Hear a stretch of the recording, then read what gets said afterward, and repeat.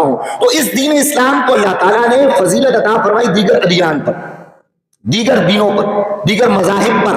عیسائیوں پر فضیلت عطا فرمائی، دین یہودیت پر فضیلت عطا فرمائی. اس کی بہت سی وجوہات ہیں کہ کیوں عطا فرمائی. اس کے اندر ایک وجہ جو علماء فرماتے ہیں وہ یہ ہے کہ دیگر جو ادیان تھے، مذہب تھے، وہ بھی انسان کو اللہ کی طرف ہی بلاتے تھے. عیسائی تھے وہ بھی اللہ کی طرف ہی بلاتے تھے، لیکن امت مصطفیٰ جو اللہ کی طرف بلا رہی ہے یہ اللہ کو پسند کیوں آ رہا ہے؟ عیسائیوں کا بلانا اتنا پسند نہیں آ رہا، یہودیوں کا بلانا اتنا پسند نہیں آ رہا. یہ کیا وجہ ہے کہ امت مصطفیٰ کہ لوگ علماء، ائمہ، اولیاء جو اللہ کی طرف بلاتے ہیں ان کی ادائیں رب کو بڑی پسند آ جاتی ہیں. تو سوال پیدا ہوا کیا وجہ ہے؟ فرمایا وجہ یہ ہے کہ ایک ہوتی ہے ذات اور ایک ہوتی ہے صفات. فرمایا اگر انسان اللہ رب العزت کی صفات کی طرف متوجہ ہو تو فرمایا اس کی صفات کی تجلی کا بندے کو ظہور ہونا شروع ہو جاتا ہے. یعنی کہ اگر انسان نے اللہ سے بخشش مانگنی ہے تو یا غفار یا غفور، یا رحمان یا رحیم، یا اللہ کرم فرما. تو یہ غفور، غفار یا رحمان، رحیم یہ اللہ کے ذاتی نام نہیں ہے بلکہ اللہ کے صفاتی نام ہے. اس کے اندر اس کی رحمت کا پہلو ہے، اس کے اندر اس کی غفاریت کا، بخشش کی تجلی کا ظہور ہوتا ہے. تو فرمایا اگر رب کو تم صفت غفار کے ساتھ پکارو گے تو اس کی صفت غفار ہی کی تجلی تم پر ہوگی. اگر اس کے رحمان کی صفت کے ساتھ متوجہ ہوگے تو رب کی رحمان کی تجلی تم پر متصل ہوگی. فرمایا لیکن کمال یہ ہے کہ جو بندہ صفات کی بجائے اللہ کی ذات کو پکارتا ہے، ایک تو ہے جو صفات کو پکار رہا ہے اس پر صفات کی ہی تجلی کا ظہور ہوگا، لیکن فرمایا جو بندہ مومن اللہ کو صفات کی بجائے اس کے ذات کے نام سے پکارتا ہے تو فرمایا جس طرح صفات کی تجلی کا بندے پہ ظہور ہوتا ہے، ذات کو پکارنے کی وجہ سے بندے پر ذات کی تجلی کا ظہور ہونا شروع ہو جاتا ہے.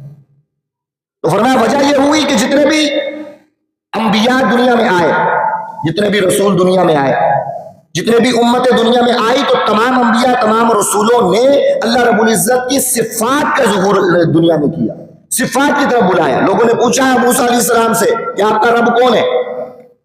کون ہے آپ کا رب؟ انہوں نے کہا میرا رب رحمان ہے، میرا رب رحیم. ابراہیم علیہ السلام سے پوچھا کہ آپ کا رب کون ہے؟ تو انہوں نے کہا میرا رب رحمان ہے، رحیم ہے. عیسیٰ علیہ السلام سے پوچھا تو فرمایا میرا رب رب ذوالجلال ہے، رحمان ہے، رحیم ہے. جب یہ باتیں ہوئی تو یہ ساری کیا تھی؟ یہ صفات تھی، یہ ذات نہیں تھی، یہ صفات تھی. جب موسیٰ علیہ السلام نے کہا میرا رب رحمان ہے تو صفت کا ظہور ہوا. لیکن بات جب آئی مصطفیٰ علیہ السلام کی، لوگوں نے پوچھا علیہ السلام سے کہ آپ جس رب کی تبلیغ کر رہے ہیں، موسیٰ علیہ السلام جس رب کی تبلیغ کر رہے تھے وہ رحمان تھا، وہ رحیم تھا. ابراہیم جس کی کر رہے تھے وہ غفار تھا، وہ غفور تھا. لیکن یا رسول اللہ آپ کس رب کی تبلیغ کر رہے ہیں؟ کس رب کے بارے میں آپ ہمیں بلا رہے ہیں؟ کس کی بارگاہ میں لے جانے کی بات کر رہے ہیں؟ اور عرض کی کہ یا رسول اللہ آپ کا رب کون ہے؟ اللہ نے فرمایا ان کو اب آپ یہ نہیں کہیں گے کہ میرا رب رحمان ہے، فرمایا آپ یہ نہیں کہیں گے کہ میرا رب رحیم ہے، میرا رب غفور ہے. آپ صفات کا نام نہیں لیں گے، اس لیے کہ اب تک جتنی امتوں نے رب کو پہچانا اس کی صفات کی وجہ سے پہچانا. لیکن فرمایا آپ کا مقام و مرتبہ تمام امتوں میں، تمام انبیاء میں افضل و اعلیٰ ہے. تو جب آپ سے لوگ پوچھیں گے کہ اے محبوب آپ بتائیں کہ آپ کس رب کی عبادت کر رہے ہیں اور کس رب کی طرف بلا رہے ہیں، کس کے قرب کی طرف بلا رہے ہیں، تو آپ نے صفات کا نام نہیں لینا بلکہ آپ نے بتانا ہے کہ قل هو اللہ احد، کہ جس رب کی طرف میں بلا رہا ہوں اس کا ذاتی نام اللہ ہے. سبحان اللہ. تو فرمایا آپ نے صفات کا نام نہیں لینا. تو معلوم یہ ہوا کہ جب بندہ رب کی صفاتی نام سے اس کی طرف متوجہ ہوتا ہے اس کی صفات ہی کا ظہور ہونا شروع ہو جاتا ہے. لیکن جب بندہ رب کی بارگاہ میں اس کے ذات کی طرف متوجہ ہوتا ہے اس کی ذات کا ظہور ہونا شروع ہو جاتا ہے. اسی لیے فرمایا کہ اس امت مصطفیٰ کو، اس اسلام کو، رسول اللہ علیہ السلام کو اور امت مصطفیٰ کو جو مقام اور لوگوں سے حاصل ہوا اس کی وجہ یہی تھی کہ تمام امتیں اس کی ذات، اس کو صفاتی نام سے پکارتی تھی، لیکن یہ امت مصطفیٰ جب بھی اس کو پکارتی ہے اس کے ذاتی نام سے پکار رہی ہوتی. تو اس لیے ہم بھی یہ کہتے ہیں، اکثر ہمارے پاس جو لوگ آتے ہیں کہ آپ ہی کے وظائف کرتے ہیں، کرنے چاہیے. اللہ تعالیٰ کو غفاریت کے نام سے پکارنا چاہیے، رحمان اور رحیم کے نام سے پکارنا چاہیے. لیکن آپ رحمان پکاریں گے تو رحمت کی صفت کا ظہور ہوگا، اگر غفار پکاریں گے تو بخشش و مغفرت کی صفت کا ظہور ہوگا. لیکن اگر آپ رب کو اس کے ذاتی نام سے پکاریں گے تو ذات متوجہ ہو جائے گی، ذات کے اندر ساری صفات بھی آپ کی طرف متوجہ ہو جائے گی. تو فرمایا یہی تو وہ چیز تھی کہ جس کی وجہ سے اللہ نے امت مصطفیٰ کو مقام عطا فرمائی، انفرادیت عطا فرمائی۔ تو اب ہوا کیا؟ اللہ نے فرمایا میں نے انسان کو اشرف المخلوقات بنایا، اس میں امت مصطفیٰ کو مقام و مرتبہ عطا فرمایا۔ تو پوچھا کہ کیا وجہ بنی؟ دیگر مخلوقات بھی تو ہیں، ان کو مقام و مرتبہ کیوں نہیں عطا فرمایا؟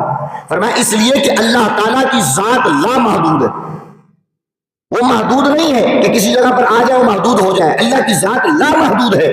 تو فرمایا اللہ تعالیٰ نے جب انسان کو پیدا فرمایا تو اس کے وجود کے اندر ایک قلب پیدا فرمایا، ایک دل پیدا فرمایا، اور اس کے اندر اتنی وسعت رکھی، اس کے اندر اتنی کشادگی رکھی کہ رب نے فرمایا کہ اگر میں کسی جگہ پر سمانا چاہوں، فرمایا اگر میں زمین و آسمان میں سمانا چاہوں تو زمین و آسمان بہت کم ہے، 7 زمینیں 7 آسمان، یہ 14 طبق جو ہمیں نظر آ رہے ہیں، اللہ فرماتا ہے یہ بہت کم ہے، میں اس کے اندر سما نہیں سکتا۔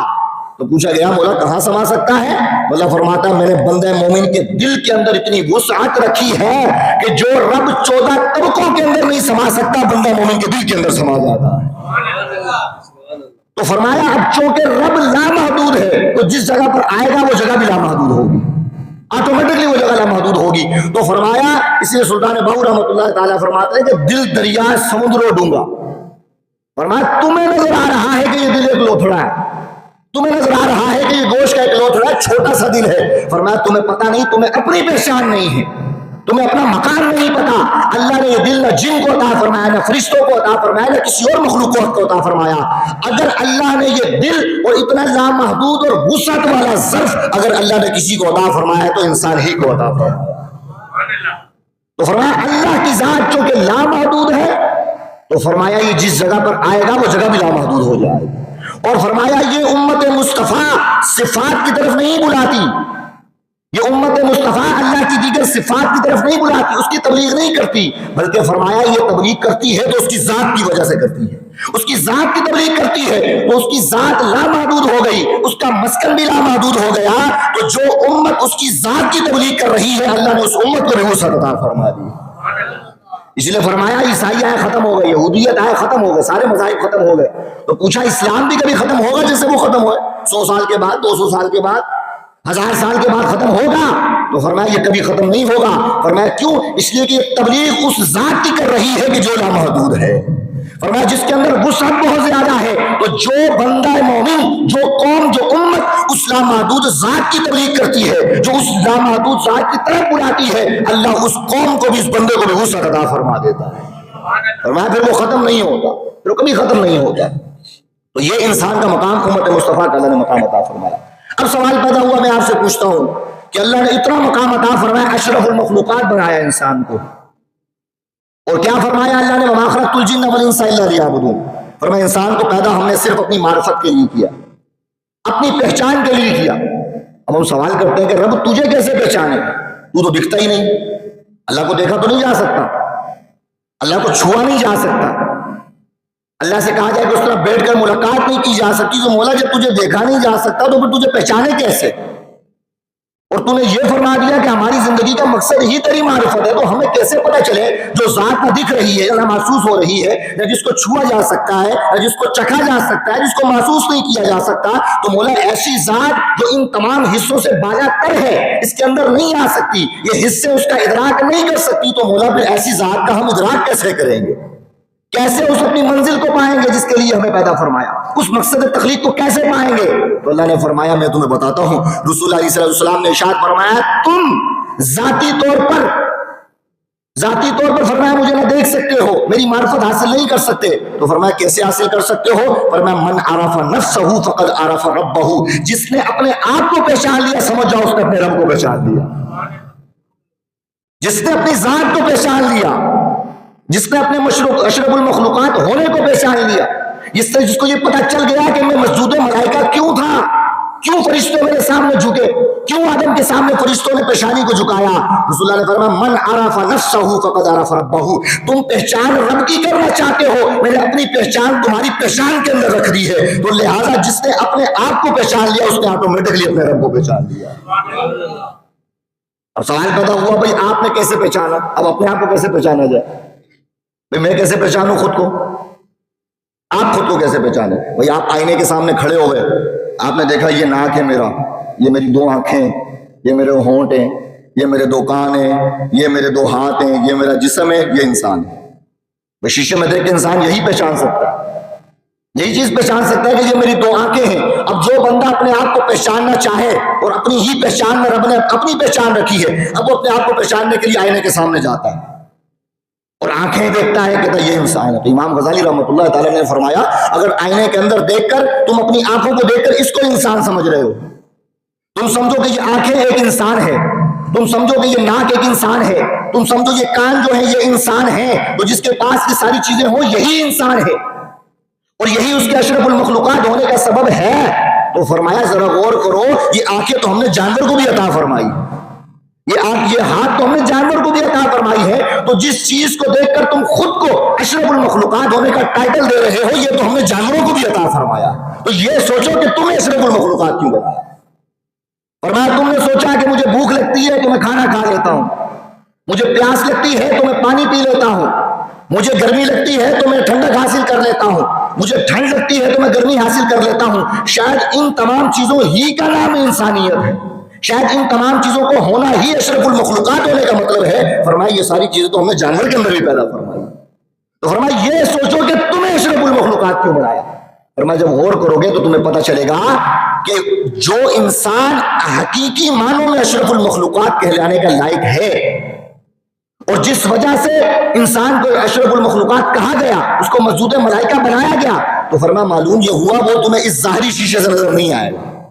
اس ظاہری شیشے کو دیکھو گے، اس آئینے کے اندر دیکھو گے تو تمہیں یہ ساری چیزیں نظر آئیں گی جو باقیوں کو بھی عطا ہوئی ہیں۔ تو پوچھا گیا کہ مولا پھر ہم وہ جو اصل ایک حقیقت ہے انسان کی، ہم اس کو دیکھنا چاہیں، اس کو پرکھنا چاہیں، تو فرمایا کیسے دیکھا جائے گا؟ تو اللہ نے فرمایا اگر تم واقعی اپنے انسانیت کو، اپنی حقیقت کو پہچاننا چاہتے ہو تو فرمایا وہ حقیقت کو پہچاننے کا معیار ہم نے ظاہری شیشے کے اندر نہیں رکھا، بلکہ ہم نے انسان کے وجود کے اندر، دل کے اندر ایک آئینہ رکھا ہوا ہے۔ اگر تم واقعی اس حقیقت کو پہچاننا چاہتے ہو تو اس آئینے کے اندر اپنی ذات کو دیکھنا شروع کر دو، اور تب تمہیں پتہ چلے گا کہ تمہارا مقام و مرتبہ کیا ہے۔ لیکن آج ہمیں وہ نظر نہیں آتا نا۔ وجہ کیا ہے؟ اس لیے کہ انسان جس ماحول کے اندر رہتا ہے اسی ماحول کے اندر رچ بس جاتا ہے، اس کو حقیقت پتہ نہیں چلتی۔ مجھے مولانا روم رحمۃ اللہ تعالیٰ علیہ کا واقعہ یاد آتا ہے۔ آپ نے فرمایا ایک چرواہا تھا، فرمایا ایک چرواہا تھا اور وہ بکریاں چرانے کے لیے جنگل میں گیا، اور اس نے وہاں پر کیا دیکھا جا کر کہ ایک شیر کا بچہ گھوم رہا ہے۔ وہ چھوٹا سا بچہ، وہ کیا نقصان پہنچائے گا؟ تو چرواہے نے کیا کیا، ان بکریوں کے ساتھ اس شیر کا چھوٹے سے بچے کو بھی اٹھا کر اپنے گھر میں لے آیا۔ اب وہ چھوٹے بچے کو گھر میں لے کر آیا، اب وہ بھیڑوں بکریوں کے ساتھ رہنا شروع کر دیا اس نے۔ وہ تھوڑا سا بڑا ہوا تو جو بکریاں کھانا کھاتی تھی وہ شیر کھانا کھانے لگ گیا، وہ بھی گھاس کھا رہا ہے، حالانکہ ہے کیا؟ شیر۔ جس طرح وہ مالک چرواہا لاٹھی کے ساتھ بکریوں کو ہانک رہا ہے، اس طرح شیر کو بھی ہانک رہا ہے، شیر بھی بکریوں کے ساتھ بھاگتا ہوا جا رہا ہے۔ اب اسی طرح اس کی زندگی گزر گئی، وہ تھوڑا سا بڑا ہو گیا۔ اب پرورش چونکہ بھیڑ بکریوں میں ہوئی، کھا کیا رہا ہے؟ گھاس کھا رہا ہے، لکڑیاں کھا رہا ہے، گھاس پھوس کھا رہا ہے، چرواہے کی لاٹھی سے ڈر رہا ہے، اور جن بکریوں کو وہ مارتا ہے، حملہ کرتا ہے، انہی کے ساتھ رہ کر زندگی گزار رہا ہے۔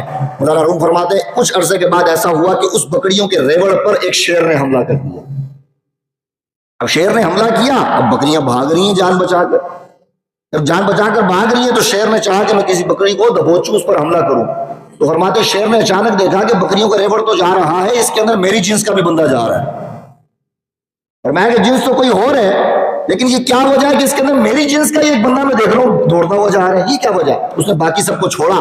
مولانا فرماتے اس نے پکڑا جا کر اسی شیر کو، فرمایا اس کو جا کر پکڑا۔ اب وہ آؤ بکار کر رہا ہے، چیخیں مار رہا ہے کہ مجھے چھوڑ دو، مجھے چھوڑ دو۔ اب وہ شیر بڑا پریشان ہے کہ کیا کر کے رہا ہے، بڑا پریشان ہوا کہ یہ کیا معاملہ ہے۔ اس نے اس کو چپ کرایا، ورنہ میں تجھے مارتا نہیں ہوں، لیکن یہ بتا کہ تو ہے کون، کون ہے تو، اور یہاں پر کیا کر رہا ہے، تیری خوراک کیا ہے؟ تو اس نے کہا میری خوراک تو وہ کہا جائے گھاس بھوس ہے، چارہ ڈالتا ہے میرا مالک تو میں کھا لیتا ہوں۔ وہ ڈرا ہوا بہت، اس کو تسلی دی، فرمایا ٹھیک ہے۔ اب وہ سمجھ گیا شیر کیا کہ یہ ہے تو کسی اور جنس کا، لیکن ماحول کے اندر ایسے میں آ گیا اپنی جنس ہی بھول چکا ہے، اپنی حقیقت بھول چکا۔ فرمایا آپ نے اس کو چپ کرایا، فرمایا اچھا یہ دیکھ یہ ہاتھ ہے میرا۔ اس کو ہاتھ دکھایا، فرمایا یہ میرا ہاتھ ہے، بتا یہ ہاتھ کس کا ہے؟ اس نے کہا یہ ہاتھ تو شیر کا ہے۔ اس کے ہاتھ کو دیکھ کر اس نے کہا یہ ہاتھ تو شیر کا ہے۔ اس نے کہا ٹھیک ہے پانی کی طرف آ جاؤ۔ پانی کے اندر گیا، فرمایا اب اپنا ہاتھ یہاں پر ظاہر کر۔ اب جب اس نے ہاتھ پانی کی طرف کیا تو عکس نظر آیا، آپ نے فرمایا یہ کس کا ہاتھ ہے؟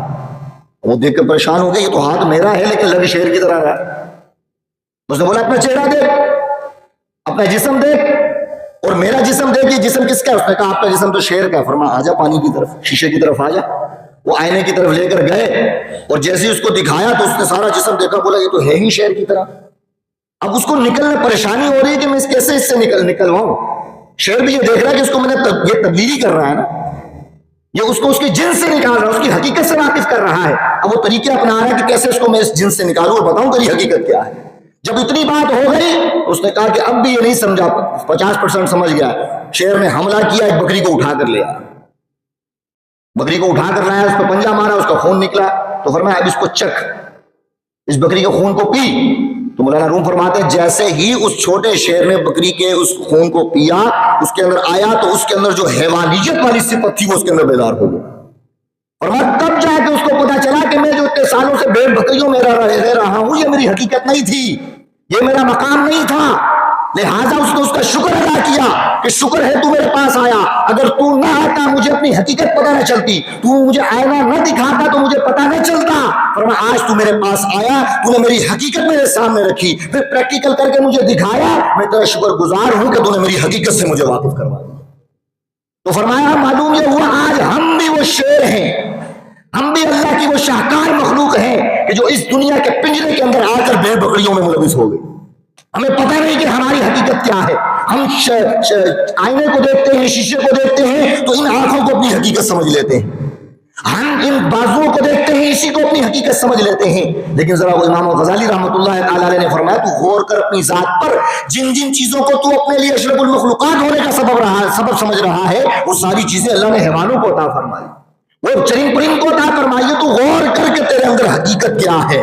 تو فرمایا وہ کیا ہے، وہ حقیقت کیسے اجاگر ہوگی؟ فرمایا تیرے پاس بھی ایک مرد کلندر آئے گا، تیرے پاس بھی ایک شیر آئے گا، تجھے ضرورت ہے اس شیر کی، تجھے ضرورت ہے ایسے مرد کلندر کی جو تیرے سامنے آئے اور تجھے تیری حقیقت سے واضح کرے، جو تجھے تیری حقیقت سے آشنا کرے اور تجھے تیرا آئینہ دکھائے اور تجھے بتائے کہ تو جس اسفل سافلی کے اندر رہ رہا ہے یہ تیرا مقام نہیں ہے۔ لقد خلقنا الانسان فی احسن تقویم، تجھے تو رب نے بڑا اعلیٰ مقام عطا فرمایا۔ تو یہی اولیاء اور علماء کا یہ اس دنیا کے اندر اس شیر کی طرح ہے جو ہمارے وجود کے اندر، ہماری گیدرنگ کے اندر، ہمارے ماحول کے اندر آ کر ہمیں حقیقت بتاتے ہیں اور بتاتے ہیں کہ تم یہاں رہ رہے ہو، تمہارا مقام کچھ اور ہے۔ وہ پھر آپ کو تعلیمات کے ذریعے بتاتے، تو ہر دور میں اللہ ایسے شیروں کو بھیجتا ہے جو آپ کے سامنے ان تعلیمات کو رکھتے ہیں۔ تو اولیاء اللہ کا کام کیا ہوتا ہے، علماء کا کام کیا ہوتا ہے، ائمہ کا کام یہی ہوتا ہے کہ وہ آپ کے اندر سے اس انسانیت کی معرفت اور انسانیت کے مقام کو واضح کرتے ہیں۔ تو ہمارا مقصود بھی یہ نہیں ہوتا کہ آپ داڑیاں بڑھا لیں، ہونی چاہیے۔ ہمارا مقصود یہ نہیں ہوتا کہ آپ جبے کبے پہن لیں، ہمارا مقصود یہ نہیں ہوتا کہ آپ دنیا چھوڑ کر مسجد میں آ جائیں، ہمارا مقصود یہ نہیں ہوتا کہ آپ ترک دنیا کر دیں، ترک خواہشات کر دیں، نہیں، ہمارا مقصود یہ ہوتا ہے کہ رہیں یہی لیکن اپنے اندر اس انسانیت کے مقام کو پہچانیں۔ آپ رہیں دنیا کے اندر لیکن آپ کو پتہ ہو کہ آپ کا مقام کیا ہے، آپ کو پتہ ہو کہ اللہ نے آپ کو کیا اعزاز عطا فرمایا۔ جب حقیقت سے واقف ہو جائیں گے تو آپ دنیا میں رہیں، قبر میں رہیں، حشر میں رہیں، آپ کو اللہ مقام ہی عطا فرمائے۔ ایک اور مثال امام غزالی رحمۃ اللہ تعالیٰ بڑی پیاری فرمائی۔ اور میں ایک شخص تھا جو سفر کے لیے جا رہا تھا، دور دراز سفر جب جاتے تھے پرانے زمانے میں تو وہ کوشش کرتے تھے کہ ساتھ میرے ساتھ کوئی اور ہو جائے تو اچھا سفر گزر جائے گا۔ فرماتے ایک شخص تھا جس کے پاس ہیرا تھا اور وہ بیچنے کے لیے کسی اور ملک میں جا رہا تھا، تو اس نے سوچا کہ میں کیا کروں، ساتھ گیدرنگ کے طور پر کسی کو لے لوں، سفر اچھا گزر جائے گا۔ تو اس نے ایک شخص کو لے لیا، معلوم کیا تو وہ بھی اسی منزل پر جا رہا تھا، اس کو ساتھ لے لیا۔ اب رستے میں جب شام کا وقت ہوا تو مولانا روم فرماتے ہیں اس شخص نے کیا کیا، وہ ہیرا نکالا، اس کو دیکھنا شروع کیا تو سورج کی شعاعیں جو تھی وہ اس ہیرے پر پڑنے لگ گئی۔ جیسے ہی پڑی تو اب اس کے اندر سے لائٹیں نکل رہی ہیں، ایک طرح روشنی نکل رہی ہے۔ تو دوسرا والا جو شخص تھا بڑا حیران ہوا دیکھ کر، یہ کیا معاملہ ہے، یہ تو بڑا قیمتی چیز ہے، بڑا وہ اس سے متاثر ہوا اور اس کا دھیان گیا۔ اب یہ چیز ہیرے کے مالک نے دیکھ لی۔ مولانا روم فرماتے ہیں کہ ہیرے کے مالک نے چیز دیکھ لی کہ یہ بندہ اس کی طرف آ رہا ہے اور اس کے دل میں خدشہ پیدا ہوا یہ نہ ہو یہ مجھ سے چوری کر لے، چوری کر سکتا ہے، اتنا سفر ہمارے ساتھ ہے۔ تو مولانا روم فرماتے ہیں اس نے چوری سے بچنے کے لیے کیا کیا، جب رات کو سونے کا وقت ہوتا تو وہ ہیرا اسی کے بستے میں ڈال دیتا، وہ سو رہا ہے تو اسی کی گٹری کے اندر، اسی کے سامان کے اندر وہ شخص مالک جو تھا اپنا ہیرا ڈال دیتا۔ اور جب مالک سو جاتا اب وہ اٹھتا اور وہ سارا سامان جو تھا اس مالک کا تلاش کرتا، اس کا بیگ تلاش کر رہا ہے، اس کی جیبیں تلاش کر رہا ہے، بڑی تلاش کی تو وہ ہیرا نہیں مل رہا، اور وہ بڑا پریشان ہوا، سوچا کہ شاید ہیرا ہو سکتا گم ہو گیا یا مجھ سے پہلے کسی نے چوری کر لیا۔ فرماتے صبح ہوئی تو مالک نے پھر سے ہیرا نکال لیا، وہ حیران ہو گیا کہ میں ساری رات ڈھونڈتا رہا، یہ ہیرا مجھے تو ملا نہیں، اور میں 2 سے 3 راتیں اس طرح گزر گئی کہ رات کو سوتے وقت مالک اسی کی جیب میں وہ ڈال دیتا، اسی کی جیب میں وہ ڈال دیتا، وہ ساری رات ڈھونڈتا رہتا، لیکن صبح اٹھتا تو اس کو ملتا نہیں، صبح اٹھ کے مالک کے ہاتھ میں اس کو نظر آ رہا ہوتا۔ مولانا روم فرماتے 3 دن کے بعد جب اس نے اس سے پوچھا، اس نے بولا میری بات سنو، اور میں تیرا ہیرے پہ میری نظر تھی اور چوری کا ارادہ تھا، لیکن اب میں قسم کھاتا ہوں کہ میں چوری نہیں کروں گا، لیکن یہ بتا کہ ہیرا چھپاتا کہاں تھا؟ میں ساری رات ڈھونڈ ڈھونڈ کے پریشان ہو جاتا، مجھے تو ہیرا ملتا ہی نہیں تھا۔ تو اس نے کہا اللہ کے بندے، اگر تو نے اس ہیرے کو تلاش کرنا تھا تو اور چیزوں میں تلاش کر رہا تھا، اپنے ہی سامان میں دیکھتا تجھے وہاں ہیرا مل جاتا، اور میں تو دنیا کے اندر ہیرا تلاش کر رہا ہے، رب نے تیرے سینے کے اندر ہیرا رکھا ہوا۔ آج ہم اپنے سینوں کا اطمینان دنیا کے اندر ڈھونڈ رہے ہیں، ہم مادیت کے اندر اپنا اطمینان ڈھونڈ رہے ہیں، سکون ڈھونڈ رہے ہیں، چین ڈھونڈ رہے ہیں۔ اللہ فرماتا الا بذکر اللہ تطمئن القلوب، تمہارے سینے کے اندر جو دل رکھا ہوا ہے، جب یہ میری یاد میں مشغول ہوگا اللہ اطمینان خود عطا فرما دے گا۔ سبحان اللہ۔ اب ہم اس کو ڈھونڈ رہے ہیں دیگر چیزوں کے اندر، لیکن ہمیں مل نہیں رہا، اس لیے کہ یہ وہ ہیرا ہے جو اللہ نے ہمارے وجود کے اندر رکھا ہوا ہے، ہم اپنے اندر جھانک نہیں رہے، دیگر چیزوں کے اندر اس کو ڈھونڈ رہے ہیں۔ مولانا روح فرماتے ہیں کہ اگر تم اس بھیڑ بکریوں کی طرح اس کے اندر رہنے والے شیر کے بچوں کی طرح ہو جاؤ گے، تمہیں تمہاری حقیقت نہیں پتہ چلے گی، تم بھی گھاس پھوس کھانا شروع کر دو گے، تم بھی چرواہے کی لاٹھی سے ڈرنا شروع کر دو گے، کبھی تقدیر کا رونا رو گے، کبھی مشکلات کا رونا رو گے، یہ لاٹھی ہے جو تمہیں لگ رہی ہے، تم پریشان ہو رہے ہو، مشکلات آ رہی ہیں، مصیبتیں آ رہی ہیں، بیماریاں آ رہی ہیں، تم پریشان ہو رہے ہو، لیکن فرمایا اگر تمہیں پتا چلے کہ تمہارا مقام و مرتبہ کیا ہے، یہ پریشانیاں ہی تمہارے وجود کو بلندی تک لے جانے کا سبب بن جائیں۔ رسول اللہ نے فرمایا کانٹا بھی جب بندہ مومن کو چبھتا ہے، اللہ اس چبھن کی وجہ سے بندے کا مقام بلند فرما دیتا۔ تو ہم جس لاٹھی کو اپنے لیے اذیت کا سبب سمجھ رہے ہیں، لیکن اگر حقیقت پہچان جائے تو ایک کانٹے کی چبھن بھی ہمیں مقام عطا فرما دے گی۔ تو یہ وہی بات آ گئی نا، حقیقت سے واقف نہیں، ہم چرواہے کی لاٹھی سے ڈر رہے ہیں، ہم گھاس پھوس کھا رہے ہیں، دنیا کے اندر مشغول ہو چکے ہیں، اپنا اطمینان اس کے اندر ڈھونڈ رہے ہیں۔ خدا کی عزت کی قسم رسول اللہ نے یہی فرمایا کہ من عرف نفسہ فقد عرف ربہ، جس نے اپنے ذات کو پہچان لیا، جس نے اپنی ذات کو پہچان لیا، اس نے اپنے رب کو پہچان لیا، اور جس نے اپنے رب کو پہچان لیا اس نے اپنے مقصد تخلیق کو پہچان لیا۔ تو ہمارا مقصود بھی یہ ہے کہ ہم آپ کے اندر وہ چیز بیدار کریں کہ آپ کو حقیقت پتہ چلے، لیکن الویہ کیا ہے؟ وہ غیرت ایمانی ہمارے اندر پیدا نہیں ہو رہی، وہ ایمانی غیرت ہمارے اندر بیدار نہیں ہو رہی، ہمارے معاشرے کے اندر وہ اثر نظر نہیں آ رہا، حالانکہ وہی قرآن پڑھا جا رہا ہے جو رسول اللہ نے پڑھا، جو صحابہ نے پڑھا۔ مجھے یاد آتی ہے وہ بات ہے کہ ہمارے استاد صاحب کو انہوں نے ایک واقعہ سنایا، وہ فرماتے ہیں کہ ایک بادشاہ تھا، ٹھنڈے دل کے ساتھ سنیں گے، تنقید کی نگاہ سے نہیں، ویسے ہی سنیں گے تو سمجھ آئے گی۔ فرماتے ایک بادشاہ تھا، وہ بادشاہ بن گیا ایک جگہ کا، تو اس نے خبر ساری اکٹھی کی کہ میری رعایا کیسی ہے کیسی نہیں ہے، تو بولا یہ رعایا جو ہے اس کے اندر کوئی غیرت نہیں ہے، شرم نہیں آتی ان کو، ان کے اندر کوئی حیا نہیں ہے، ان کے ساتھ جو مرضی کرتے رہو، یہ خاموشی سے بس اپنے کام میں لگے رہتے ہیں، جو کچھ ہو جائے ہو جائے، ان کو کوئی فرق ہی نہیں پڑتا، اپنے کام میں کہا۔ بولا اچھا ایسا کرو کہ ان کے اندر ہم نے تھوڑی سی غیرت پیدا کرنی ہے۔ بولا کیا کیا جائے؟ اور میں ایسا کروں کہ یہ بستی ایک دریا کے کنارے ہے، اور لوگ جب صبح کام کے لیے جاتے ہیں تو دریا پر پل ہے، اس سے عبور کر کے جاتے ہیں، تو ایسا کرو صبح سے ایک فوجی کھڑا کر دو جو آپ کے اس پل کے کنارے پر کھڑا ہو جائے، اور جو بھی آنے والا ہو اس کو بولو لائن بناؤ لمبی سی، اور اس کے ہاتھ میں جوتا دے دو، ایک چھتر دو، وہ فرمایا کہ جو بھی یہاں سے گزرے اعلان کر دو جو بھی یہاں پل سے گزرے گا وہ ایک چھتر کھائے گا پھر پل سے گزرے گا۔ اور میں آپ صبح صبح جب یہ گزریں گے نا تو ان کے اندر غیرت تو پیدا ہوگی کہ یار بلا وجہ ہمیں چھتر پڑ رہے ہیں، تھوڑی سی حیا پیدا ہو جائے گی، تھوڑی سی شرم پیدا ہو جائے گی۔ اور میں ایک دن معاملہ چلا، دوسرے دن معاملہ چلا، تیسرے دن معاملہ چلا، وزیر نے آ کر بتایا لوگ مجمع لگا کر کھڑے ہو گئے دربار کے بعد، احتجاج کر رہے ہیں۔ تو بڑی خوشی ہوئی کہ ہمارا جو ہم نے کام کیا تھا بڑا کارآمد ہوا، ان کے اندر تو غیرت پیدا ہو گئی ہے۔ اب بادشاہ سلامت گئے رعایا کے سامنے اور جا کر کہا کہ بتاؤ کیا مسئلہ ہے؟ انہوں نے کہا بادشاہ سلامت یہ کیا بات ہو گئی؟ ہم یہاں سے پل کے پاس سے گزرتے ہیں تو ہمیں یہ جو چپلیں لگتی ہیں ایسا نہیں ہونا چاہیے۔ اور میں کیا چاہتے ہو، مطالبہ کیا؟ انہوں نے کہا اس لیے کہ جب صبح ہم جاتے ہیں نا تو اتنی بڑی لائن لگتی ہے اور ایک ایک چپل پڑتی ہے، تو ہمارا مطالبہ یہ ہے کہ ایک ہی جگہ 2 لائنیں لگائی جائیں تاکہ ہمارا ٹائم بچ جائے، جلدی جلدی جوتے کھا کے ہم جو پل سے نکلتے چلے جائیں۔ تو بادشاہ نے کہا کہ یہ وہ ہے جو چپلیں کھانے سے بھی ان کے اندر حیا پیدا نہیں ہو رہی۔ ان کے اندر غیرت پیدا نہیں ہو رہی. تو یہ مثال ہمارے معاشرے کے کچھ لوگوں کی ہے کہ قرآن بیان کیا جا رہا ہے, حدیث بیان کی جا رہی ہے, انسانیت کی حقیقت کی طرف لایا جا رہا ہے, لیکن اندر کی خباثت, اندر کی سیاہی, وہ صرف اس کو تنقیدی نگاہ سے دیکھ رہی ہے اور اپنے اندر اس کو اتار نہیں رہی. حالانکہ حقیقت تو واضح کر دی ہم نے آپ کے سامنے, اس سے آگے کیا ہوتا.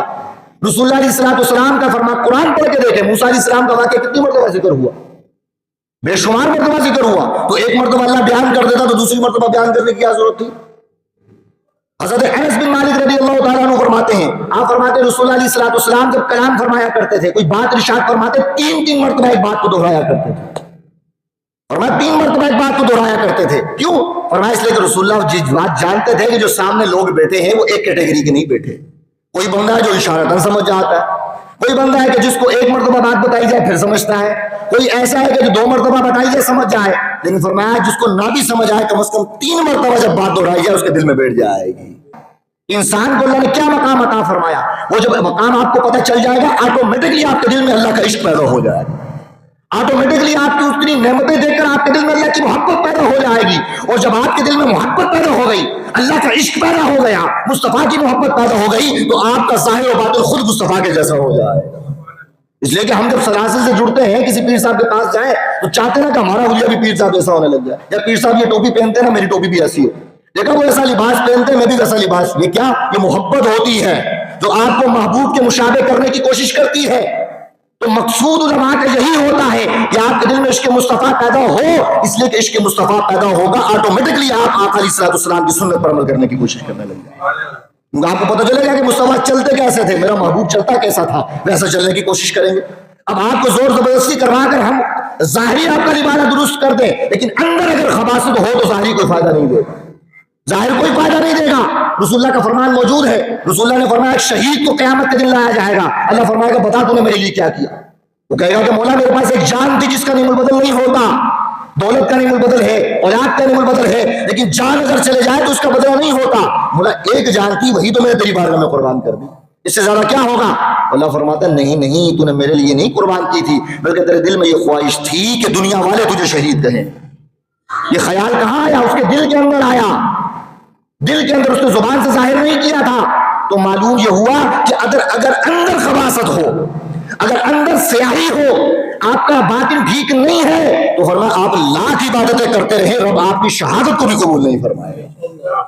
نمازیں روزے کہاں چلی گئی, اس کا تو نیم البدل ہے. اگر اندر خباثت ہو تو رب شہادت کو قبول نہیں کرتا, لیکن اگر اندر آپ کا پاک ہو, اگر اندر آپ کا ٹھیک ہے, آپ کے دل کے اندر فقط اللہ کی محبت ہے, اس کی طرف جانے کی جستجو ہے, طلب ہے, آرزو ہے, تو اللہ نے یہی بات ارشاد فرمائی تھی کہ الذین یظنون انہم ملاقو ربہم, کہ وہ لوگ جو دنیا میں رہتے ہوئے ہماری ملاقات کا گمان رکھتے ہیں, شوق رکھتے ہیں, وانہم الیہ راجعون, ایک دن ہم ان کو اپنی بارگاہ میں لے ہی آتے ہیں. لیکن وہ کیا ہے, طلب ہم اپنے اندر پیدا کرنی ہے. تو ظاہر کو بھی دیکھیں لیکن خاص توجہ اپنے باطن کی طرف رکھیں کہ آپ کے باطن کے اندر کیا خباثتیں چل رہی ہیں. حسد جیسی لعنت تو ہمارے دل میں نہیں آ رہی, بغض و عداوت اور نفرت جیسی کوئی بیماری ہمارے دلوں میں تو نہیں آ رہی. اگر یہ آ رہی ہے تو میں اکثر کہا کرتا ہوں کہ آپ یہ عبادتوں کا اناج اپنے اس اندر خانے کے اندر رکھتے چلے جائیں, لیکن حسد کا چوہا آپ کے اناج کو کھا جائے گا.